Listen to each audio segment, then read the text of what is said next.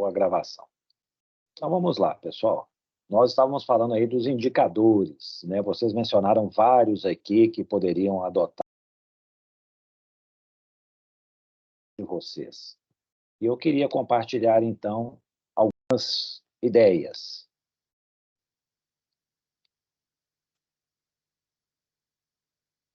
Deixa eu voltar lá. Pessoal, o que eu penso é o seguinte, né? São minhas ideias, coisa pessoal, mas se eu fosse pensar em indicadores, um gabinete, né, uma vara exemplar, eu talvez pensaria nisso aqui. Ó.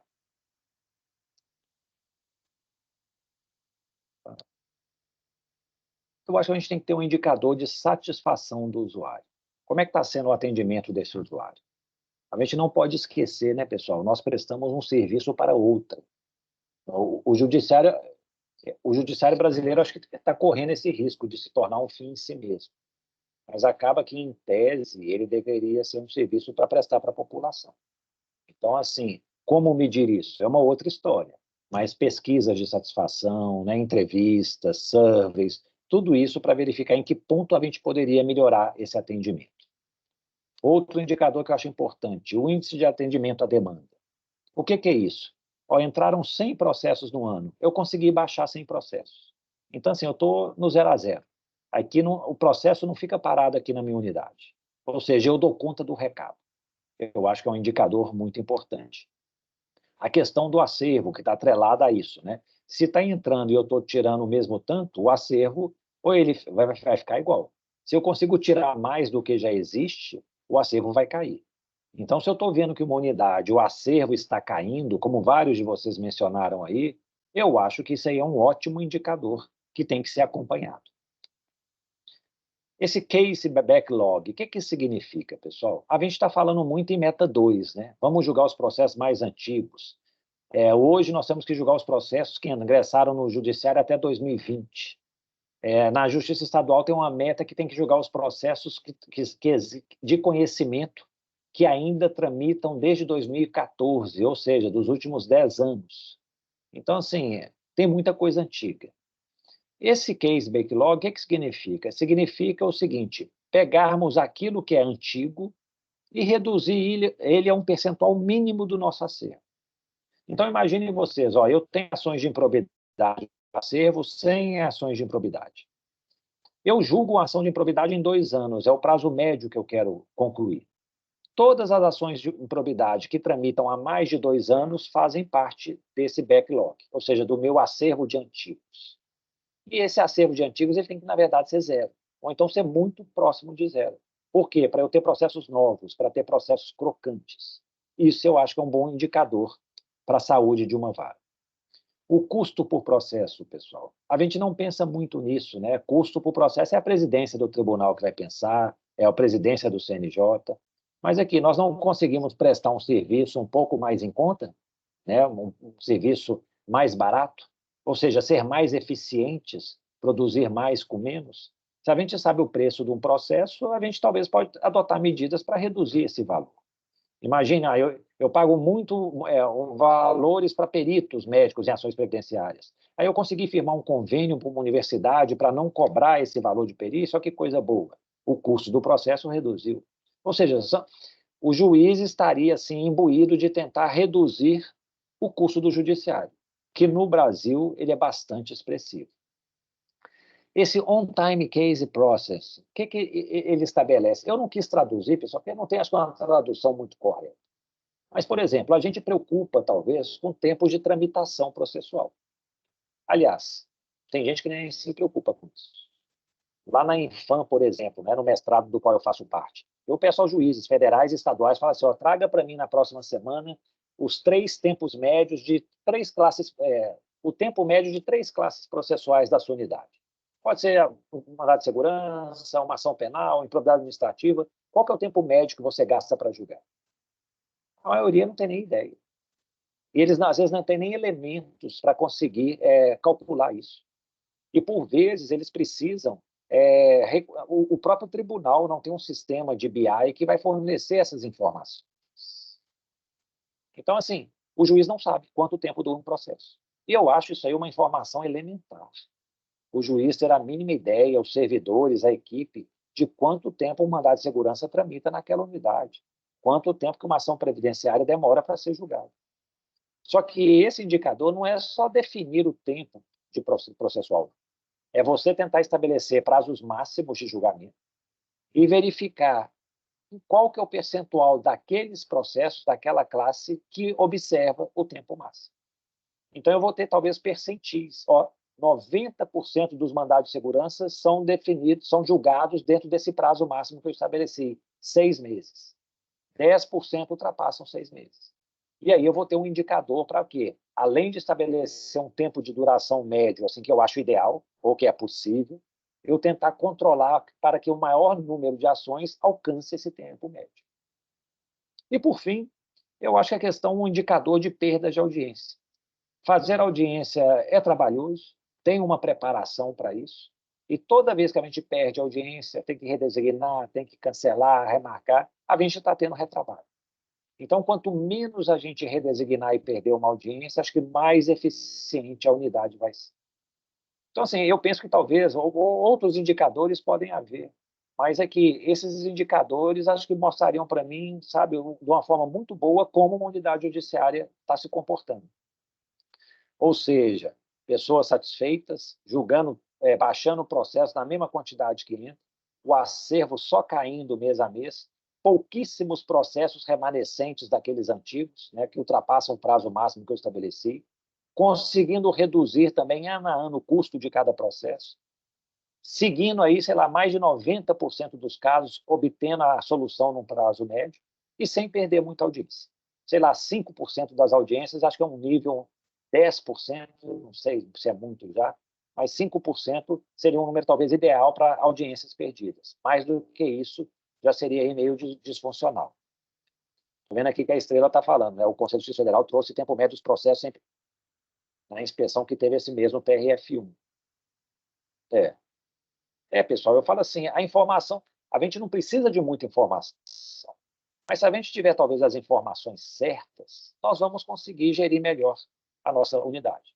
Eu acho que eu já mencionei para vocês o nosso último encontro. Eu lá na vara criminal, o que eu estou fazendo?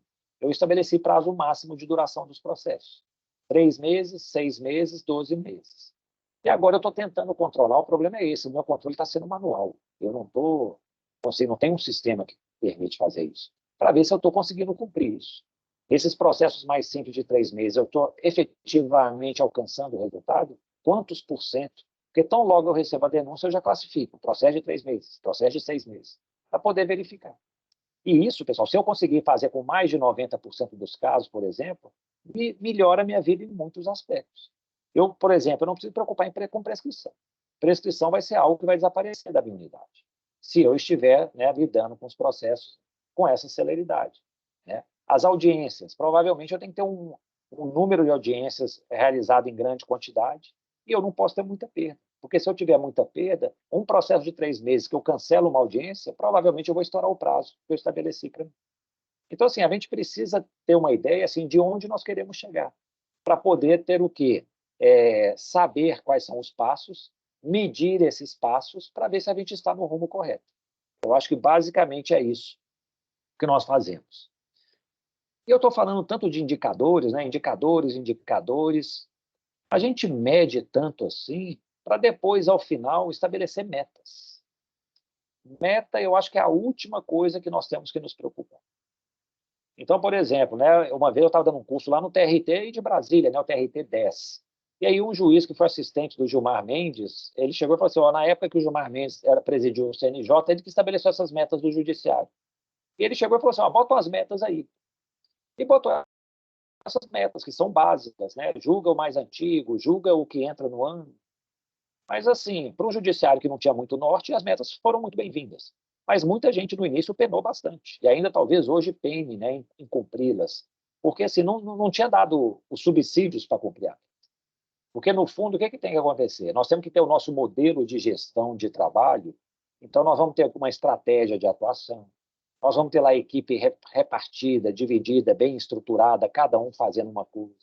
Nós vamos ter o calendário, os rituais de gestão mês a mês. Aí nós vamos definir rotinas muito bem específicas, precisas, simples. podemos ter algum projeto que desenvolvemos lá no coisa. Essas rotinas que a gente faz, normalmente nós vamos ter indicadores para medir as rotinas, número de sentenças, número de audiências, vamos ter os indicadores de resultado também, qual é o acervo do mês e do mês seguinte. Depois que a gente mede, aí a gente começa a estabelecer meta. Aqui, pessoal, em janeiro eu fiz 100 sentenças, em fevereiro 95, em março 105, abril 100. Será que em maio a gente não faz 120?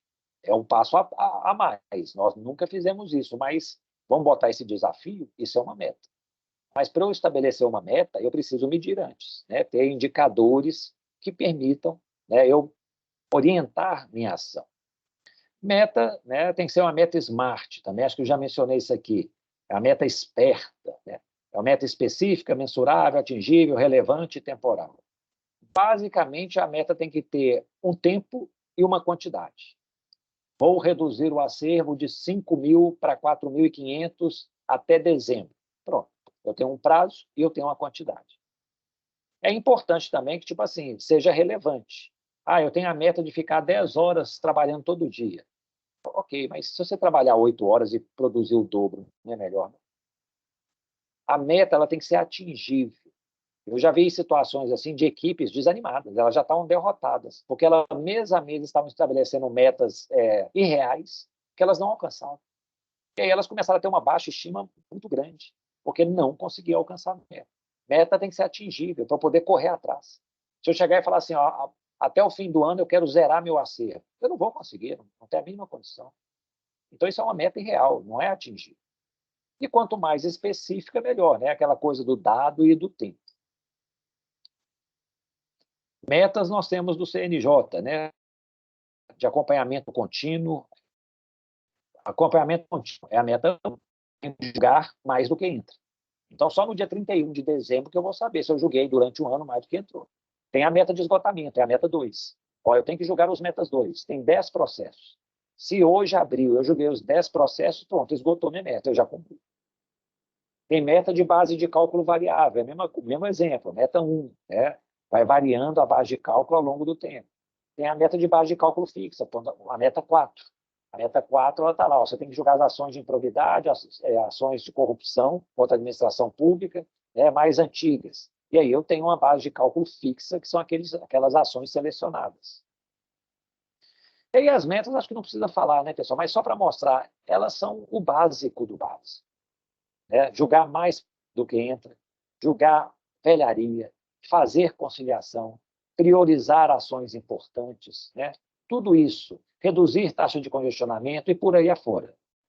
É uma situação de conformidade que o CNJ está colocando para a gente, que eu acho que assim, é bom. É bom diante de um cenário de um país tão amplo, com tantos tribunais, ele consegue uniformizar, mas eu acho que ainda é pouco. Nós precisamos avançar mais. Quem está com certa dificuldade para cumprir meta 1, meta 2, essas metas, ok, a realidade pode ser muito dura e diferente.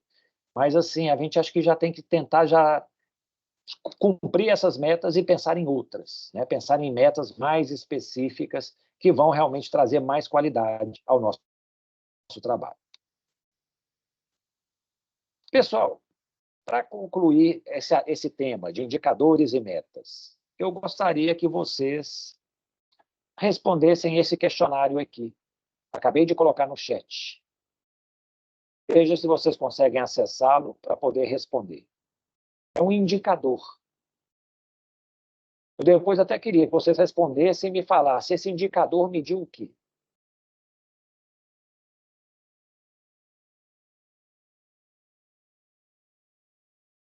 Estão conseguindo ter acesso sem problemas?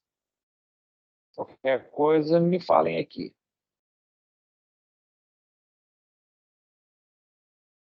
São 12 perguntinhas, mas elas são simples de responder. É aquela escala Likert, né? Que você fala, concordo totalmente, discordo totalmente, tal. Quando você está mais próximo ou mais distante daquilo que você acredita. Eu depois vou compartilhar o resultado com vocês. Mas eu gostaria que, tão logo vocês concluíssem a resposta, enviassem o questionário, dissessem aqui no chat, esse indicador mediu o quê? Na verdade, é um indicador, é uma pesquisa, um survey. que ele está querendo medir?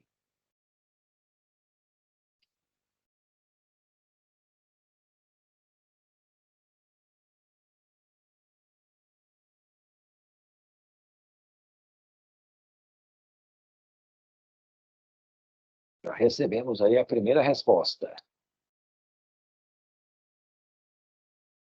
Eu coloquei anônimo mesmo, não precisa identificar.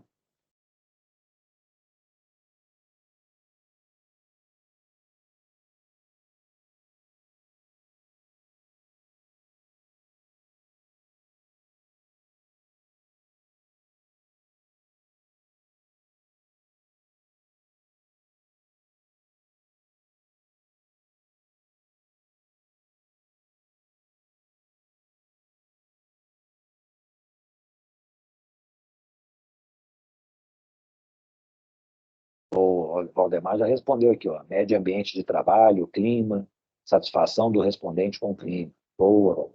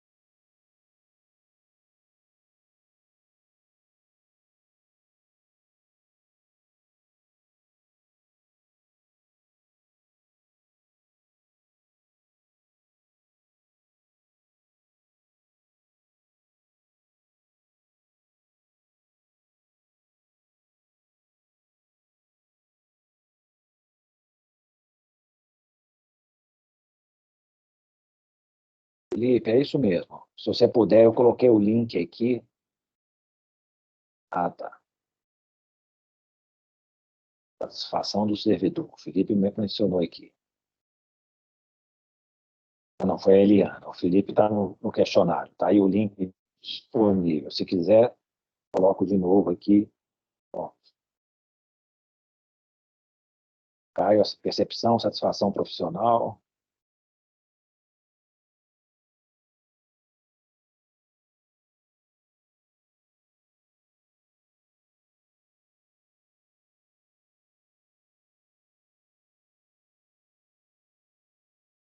É, o doutor Felipe está colocando um pensamento aqui interessante mesmo, né, de oportunidade de dar um feedback para o tribunal, né, porque realmente, normalmente o foco é, né, a equipe, juiz, a equipe desembargador, e às vezes o juiz para o tribunal pode não ser muito ouvido.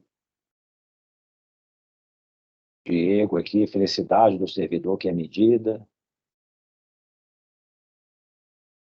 Deixa eu ver quantas respostas nós já tivemos para eu poder mostrar para vocês.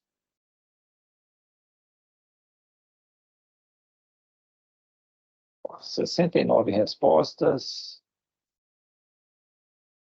70. Eu acho que está bom só para dar uma ideia para vocês das respostas. Deixa eu compartilhar a tela.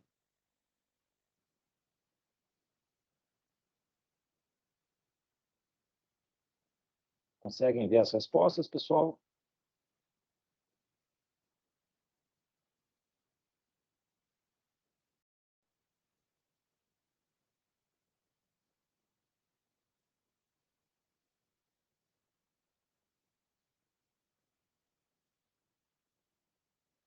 Está exibindo no Teams. Então, vejam se vai demorar, Andressa. Às vezes é questão da demora.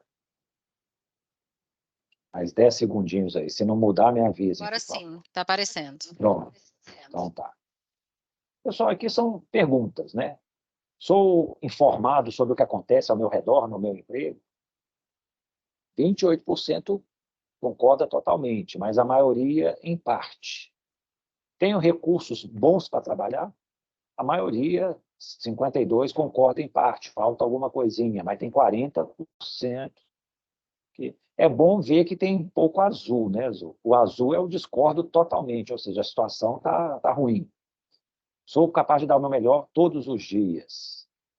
87% concorda ou em parte ou total.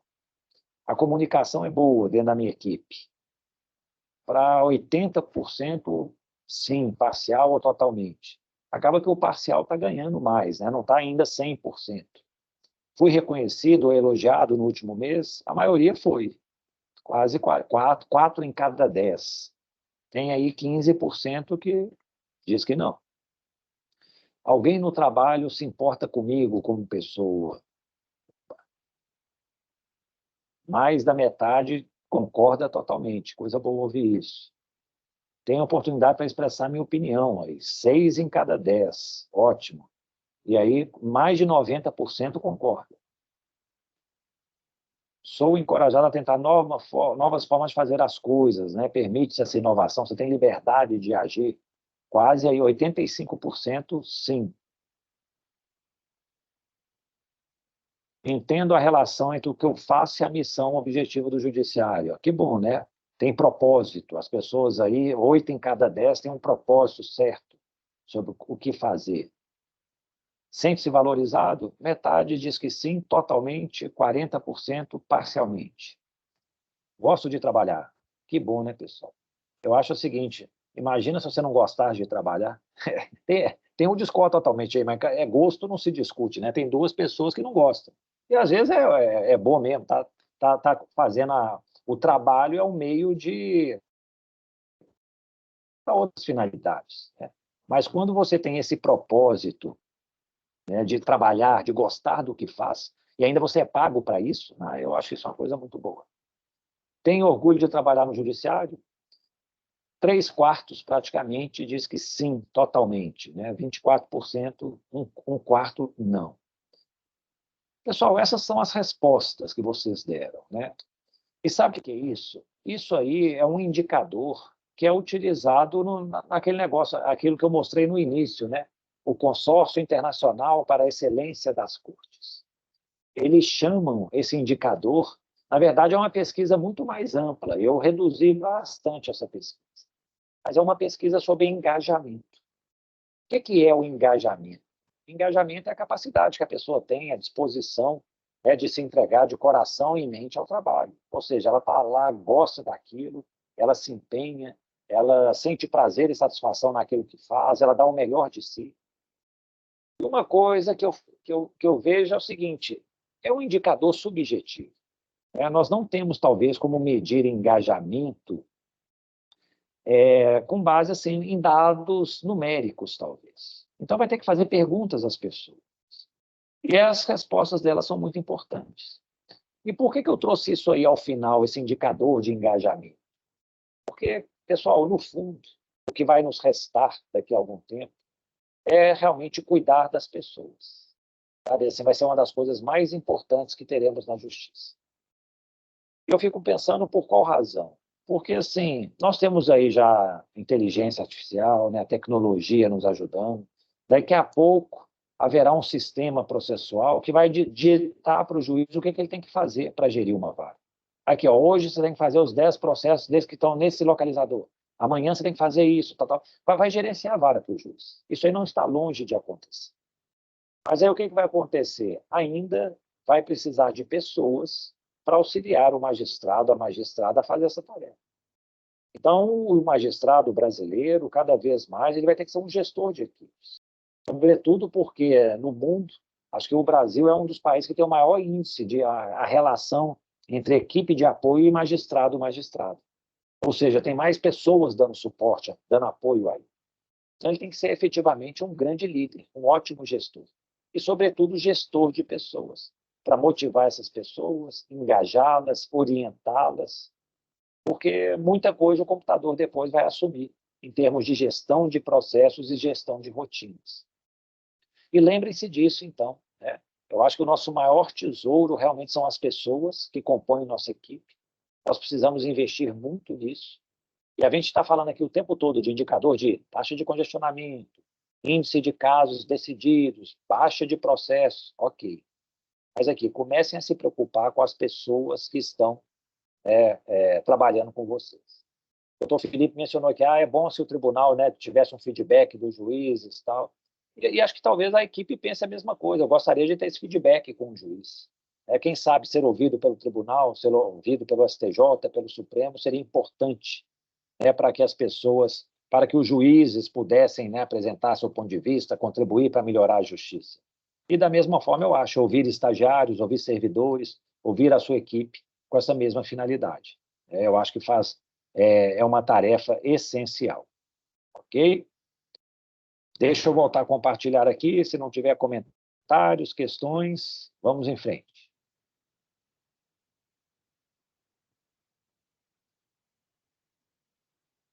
Então, em resposta a essa pergunta, esse indicador é um indicador de engajamento. Em que nível que as pessoas que trabalham no Poder Judiciário se entregam aí em corpo e alma, de mentes, né, que se aplicam em benefício do Judiciário, em benefício do seu trabalho. A avaliação de resultados, pessoal. Aqui, se a gente está falando de avaliação de resultados, eu quero saber que resultados, né, se foram atendidos ou não, tal. Primeira pergunta antecedente. Aonde que você quer chegar? Eu não posso falar em resultados se eu não sei para onde eu quero chegar, ou seja, o que eu quero conquistar. Então, assim, cumpriu a meta 1. Beleza, é um resultado. Tá, e você tinha a intenção realmente de cumprir a meta 1? Se você tinha essa intenção, realmente a meta foi cumprida. Você alcançou o resultado desejado. Mas, além de cumprir a meta 1, você não queria, talvez, tipo assim, não cumprir 100%, mas cumprir além, né, um índice de atendimento à demanda aí de 120%. Eu estou baixando mais processos do cliente. O resultado, assim, institucionalmente querido, talvez seja 100%. Mas não, eu quero chegar a 120% no meu índice. Ok. É isso que você quer chegar? É isso que você quer conquistar? Então, ao final do ano, eu vou poder verificar se o resultado foi alcançado. Então, é preciso que nós tenhamos muito claro, pessoal, onde que nós queremos chegar, quais são os nossos objetivos, quais são nossas metas. E lembrem-se, antecedentemente a isso, eu preciso de indicadores para medir meu trabalho, para eu poder saber se eu estou indo em direção ao resultado que eu vou conquistar. Se nós formos pensar também, né, num outro aspecto que não seja só de metas, mas assim, imagine, eu quero um determinado resultado para a minha unidade. Eu tenho um acervo de demandas complexas muito grande, eu vou implantar aí um novo projeto para tentar reduzir esse acervo. Eu implanto esse projeto e depois o que eu verifico é que realmente, né, o acervo caiu bastante. Eu posso talvez chegar e falar, existe uma relação de causa e consequência. Eu apliquei um tratamento para aquela situação e, em razão daquele tratamento, eu consegui o resultado. Às vezes, no judiciário, corre-se o risco de não conseguirmos sempre, né, ter essa relação de causalidade, né, de causa e efeito.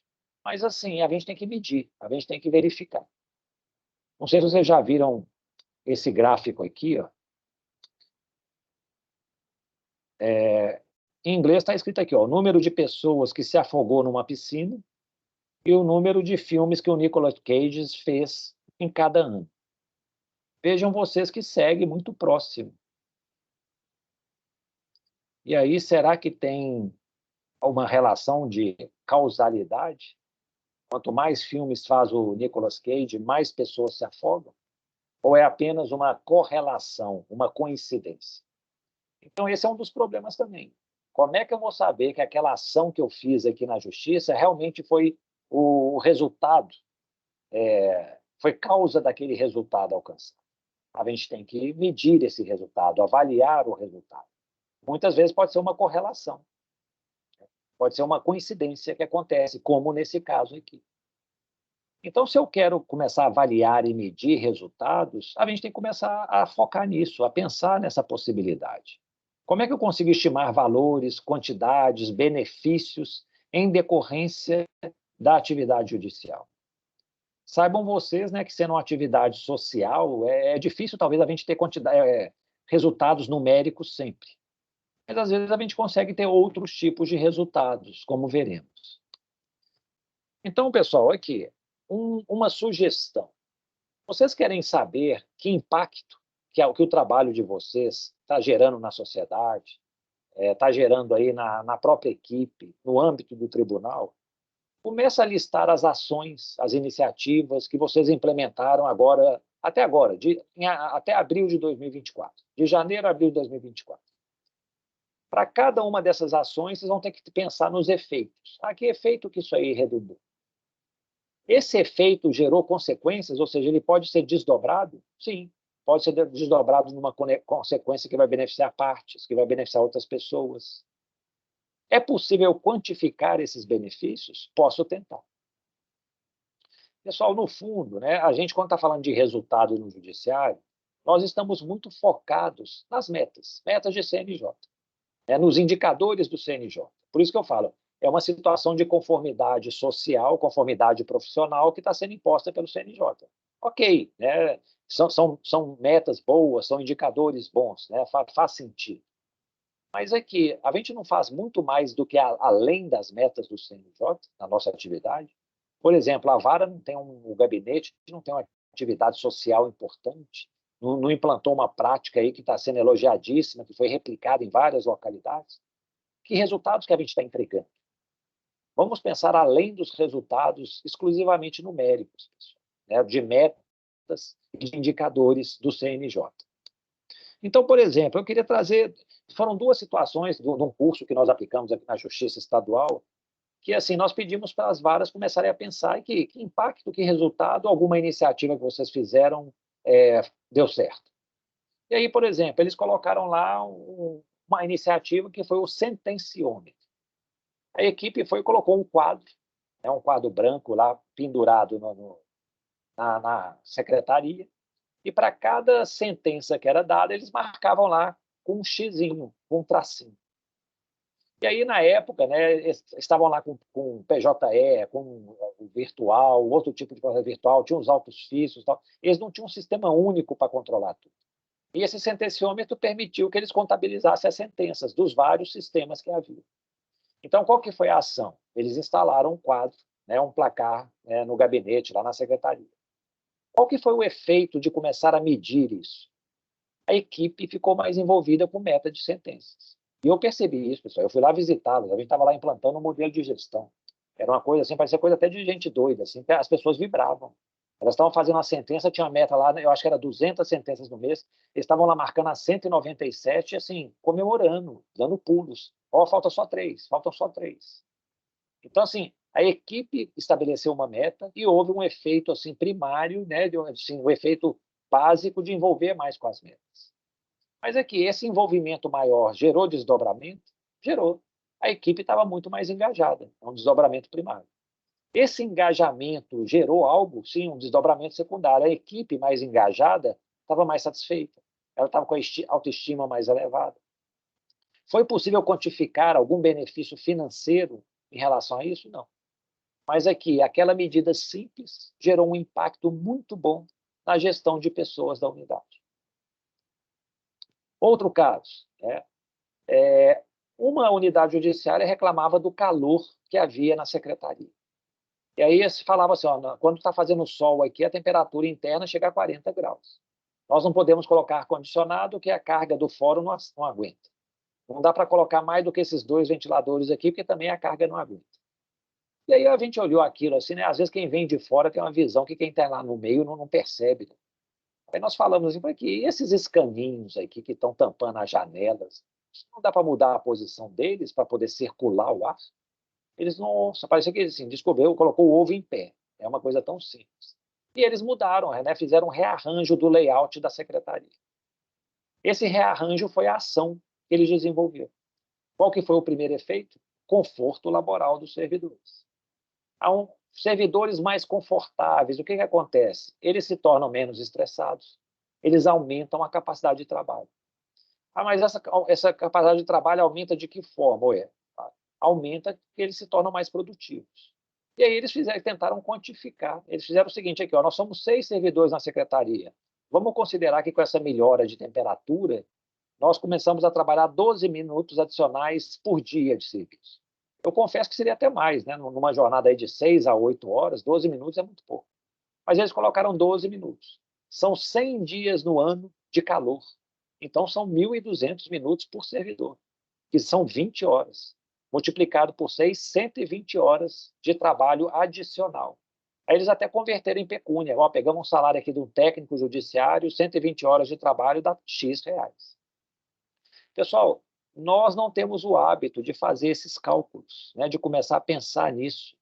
Mas se nós começarmos a pôr a cuca para funcionar, nós conseguimos colocar no papel os inúmeros benefícios que uma boa atividade judicial pode exercer, muito além de cumprir metas de CNJ.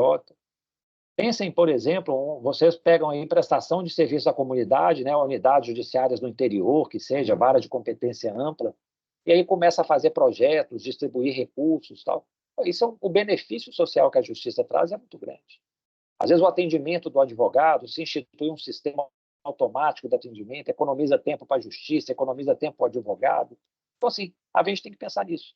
Nós temos excelentes iniciativas na justiça, né? E essas excelentes iniciativas, elas têm que ser, né, difundidas, têm que ser vitaminadas, elas têm que ser publicizadas, na verdade. Às vezes se fala muito mal da justiça, às vezes a percepção que a população tem não é das melhores, mas acho que nós que estamos aqui dentro, que também conhecemos esses defeitos, né? Ao responder o questionário, nós percebemos isso. A gente acha que precisa tentar mudar esse disco, né? Mudar assim, a forma de atuação para tornar os benefícios mais claros para toda a população. Por fim, eu queria, acho que eu não vou poder falar, acho que, das ferramentas de gestão, que o tempo vai ficar muito apertado. Mas eu queria mostrar, acho que esse último slide. Como coletar dados, analisar dados e apresentar os dados. Pessoal, o slide está em branco. E é em branco mesmo esse slide que eu vou finalizar a apresentação. Por que eu digo isso? Eu acho que não tem muito segredo assim de como coletar os dados, não.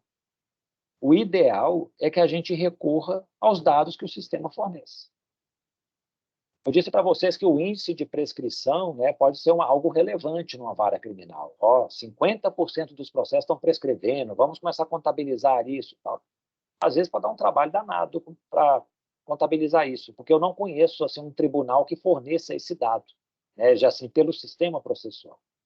Realmente pode ser desconhecimento da minha parte. Mas aqui, às vezes, ficar coletando esse dado dá tanto trabalho que não vale a pena. Então, pensem nisso. Aqui, se coletar o dado dá muito trabalho, talvez é melhor trabalhar com o que nós já temos. Não vamos ficar inventando muita moda, né? Outra coisa, e como analisar e apresentar esses dados? Para isso, aí eu vou concluir a minha apresentação dizendo isso. Aqui, vamos analisar e apresentar dados nos nossos rituais de gestão. Uma vez por mês, toda a equipe vai se reunir, cada setor da equipe vai apresentar seus indicadores, seus dados, de preferência aqueles dados que são facilmente extraídos do sistema. Né? Se não tem solução, pegar outros, como o índice de prescrição, solucionado está. Essa que é a grande questão. Não vamos perder tanto tempo assim coletando dados. Às vezes o trabalho que nós vamos ter de coleta prejudica o trabalho que tem que ser desenvolvido para evitar que a prescrição aconteça. Então, assim, vamos nos reunir no ritual de gestão, apresentar para toda a equipe, para que todos conheçam os dados. Isso é uma questão de gestão do conhecimento. Né? Todo mundo tem que conhecer o que está acontecendo na unidade judiciária. Não pode ser assim, conhecimentos compartimentados, conhecimento seletivo. Então, vamos compartilhar com a equipe toda. Cada setor, imagine uma vara de competência ampla. Aí o setor criminal apresenta seus dados, o setor civil, o juizado especial, a execução fiscal, o gabinete do titular, o gabinete do substituto, o atendimento lá do balcão, a distribuição. Os diversos setores vão apresentar seus dados. E aí todo mundo vai conhecer os calos do seu colega. vai saber assim as dificuldades, os problemas, a quantidade de trabalho que ele tem. E aí é botar a cabeça coletiva, a inteligência coletiva para pensar esses dados. Como é que nós podemos tomar decisões estratégicas, decisões inteligentes para lidar com todas essas informações? Talvez numa unidade a gente perceba, ó, a execução fiscal tem muito processo e poucos servidores. O que fazer? Vamos tirar talvez do setor civil, lá tem menos processos e mais servidores. Ou seja, são as decisões que vão decorrer da análise que os dados serão feitos. E essa análise, acho que contando com muitas cabeças é bom. Não pode ficar confusão, cada um dando muita opinião e sem norte. Aí sim tem o papel da liderança de poder estabelecer o norte, mas ouvir todo mundo eu acho que é essencial. Okay?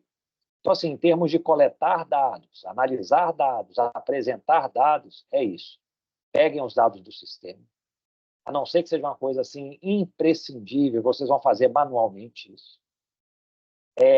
Apresentem os dados no ritual de gestão para toda a equipe da unidade e analisem em conjunto com eles, em conjunto com a liderança, as possibilidades de atuação que nós vamos ter com base nos dados.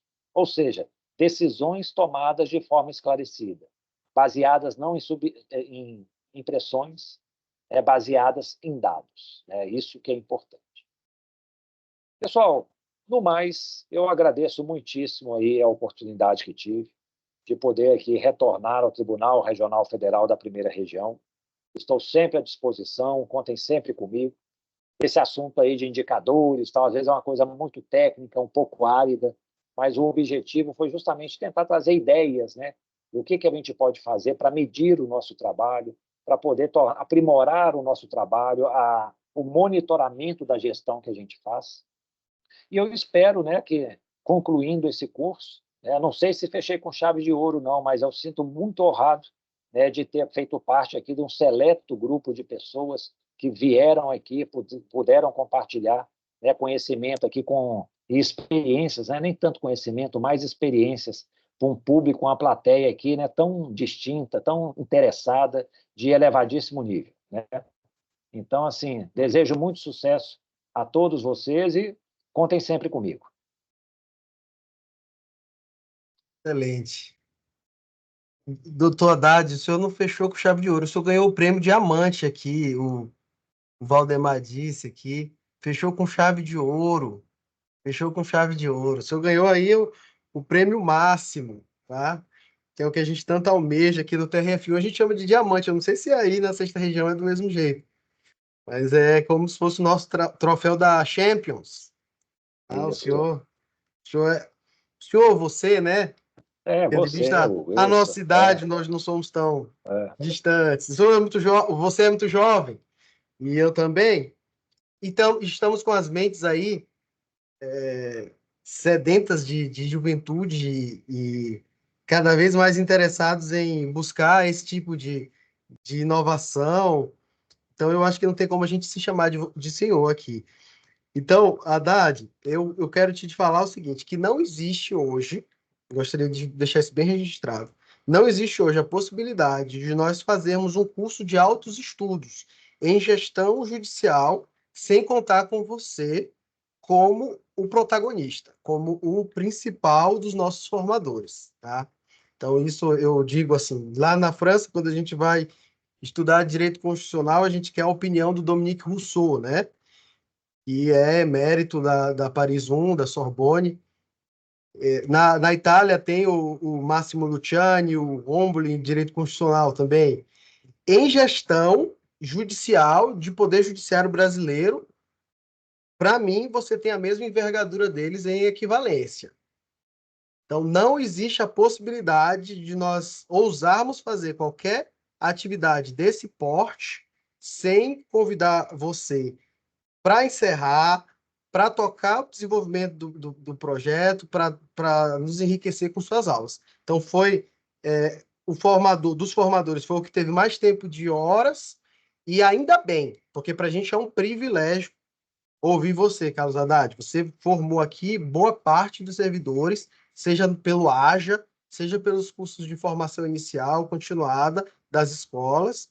Na primeira região aqui, você é tido como de casa, não porque nasceu na primeira região, mas porque já deixou muitas sementes plantadas. Eu sou uma dessas sementes, eu e tantos outros que estão aqui, Caio, Elisa, Renato, Misael, Francisco, Eliana, Sinara, todo mundo aqui prestigiando, Diego. Acho que as pessoas pararam para te escutar hoje como esse tipo de ídolo, esse tipo de showman ou esse tipo de porta-voz da gestão judicial. Eu acho que você tem já um trabalho muito consolidado. Nós devemos partir sempre dos seus ensinamentos para inovar, porque nós temos base. Quando a gente tem uma estrutura bem arrojada, bem formada, é mais fácil de a gente criar ou produzir pequenos incrementos. Agora, quando a gente sair do zero é quase impossível. Então, nós estamos aqui sob ombros de um gigante, que se chama Carlos Haddad. Então, Haddad, quero te falar assim, aproveitar esse momento para te prestar essa homenagem, dizer assim, de todo o nosso reconhecimento e dizer um muito obrigado enorme. Tá? A aula maravilhosa, os feedbacks são os melhores e mais efusivos possíveis, assim, e acho que é importante, né? A gente poderia fazer várias perguntas para ti, mas eu acho que melhor é a gente aproveitar esse restinho de tempo que a gente tem de curso para dizer gratidão. Muito obrigado por tudo que você já fez e está fazendo pela Justiça Federal Brasileira. E nós aqui da primeira região dizemos assim: obrigado por ter dado tanto valor para a gente e continuar dando valor, sem nunca recusar, né? Porque não é só nas MAFs, você também presta ajuda ao SEDAP, às varas, né? E com os seus livros, com as suas iniciativas, como, por exemplo, com relação ao trabalho envolvendo o trabalho escravo, né? Ah, com os estudantes da Universidade Federal de Minas Gerais, uma iniciativa que, para quem já tem tanta coisa para fazer, o Haddad ainda consegue me inventar e me inovar em termos de incentivo e de ação para mostrar para a gente que a Justiça Federal está sempre à disposição para soluções e descobertas novas. E isso é que me faz assim ser tão apaixonado pela carreira. Obrigado, Haddad. Hugo, então deixa eu que agradecer as palavras aí tão bonitas, né? Acho que de tudo que você falou, acho que eu sou um evangelizador, pessoal. É o evangelho, eu estou difundindo a palavra da gestão. E eu conto com todos vocês, né, de serem aí esses soldados que vão participar das fileiras desse exército de gestores do judiciário. Eu acho que é isso que nós precisamos. Precisamos de tecnologia e precisamos de gestão. Os tribunais que investirem nesses dois itens, e tem que ser nos dois, só a tecnologia não vai resolver, só a gestão não vai resolver, eles vão estar na frente. E nessa parte de gestão, Hugo, conte sempre comigo. Eu sou muito fácil. Se você me convidar, eu estarei aí sorrindo, com o maior prazer, podendo aí, né, tentar contribuir para essa turma maravilhosa do TRF1. Conte sempre comigo. Obrigado, amigo. Então, a gente dá por encerrada a aula de encerramento com o colega amigo Carlos Haddad, dizer a todos que nós estamos com a avaliação de reação à disposição de todos. Vocês precisam responder a avaliação de reação para obter o certificado, tudo bem? Com relação às aulas, Haddad, elas estão todas organizadas no nosso YouTube da SMAF, numa playlist que começa da primeira aula à última, a sua é a última aula, é o capítulo final da série, ou seja, quem quiser ver como vai terminar a história, o enredo, né, romântico, precisa assistir, obviamente, todas as aulas e o capítulo final, por óbvio. Então, todos ficam, claro, convidadíssimos a escutar, assistir com uma pipoquinha, com um suco de limão, que parece que de todos os sucos é o que faz mais bem à saúde. O nosso Netflix do curso de gestão judicial, que agora fica permanentemente bem organizado lá no YouTube e encerrado. Tá bom, Haddad? Perfeito. E parabéns a você, parabéns a toda a equipe aí da SMAF, a Gabriela, né? Um trabalho excelente que vocês estão fazendo, exemplar. Continuem assim. Muito obrigada, doutor Carlos. E só reforçando aqui as palavras do doutor Hugo, essa é a primeira temporada, em breve lançaremos a segunda. Exatamente. Muito bom.